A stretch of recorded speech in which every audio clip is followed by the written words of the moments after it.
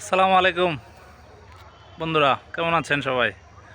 বিকালের শীতল হাওয়াতে চলে আসলাম একটু গ্রামের ভিতর। এটা হচ্ছে আমাদের ধান ক্ষেত। হ্যাঁ, যদিও আমি এটা রোপণ করি নাই, আমার বাবা রোপণ করছে।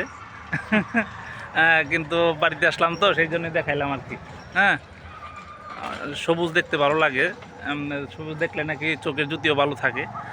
সেই জন্যই দেখতে আসলাম একটু বিকালের প্রকৃতিতে সবুজ দেখতে। এখন দেখেন চতুর্দিকে সবুজ, প্রচুর সবুজ।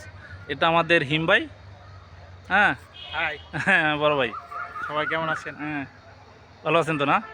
দর্শকদের উদ্দেশ্যে কিছু বলেন। কি আর বলবো, মেরা গাঁও হে নেই। সারমর্ম শেষ কথা হচ্ছে, মূলত আমরা আসছি নরসিংদী। আমরা একটা কাজে আসছি, তো এইখানে আসলাম, একটু ভিডিও বানিয়ে নিলাম। এটা মূলত আমাদের ক্ষেত না, আমার বাবার ক্ষেত না, কোনো আঙ্কেল হয়তো লাগাইছে। সেটাতে আসলাম তো, ওইদিকে একটু বিকালে বেরিয়েছিলাম, যার কারণে দেখলাম। তো সবাই দোয়া করবেন, আর এমনি বিকালে বিকালে ঘুরবেন সবাই, বুঝছেন? এরকম বড় ভাই নিয়ে ঘুরলে মন ফ্রেশ থাকে, শান্তি থাকে, ভালো থাকে। আসসালামু আলাইকুম।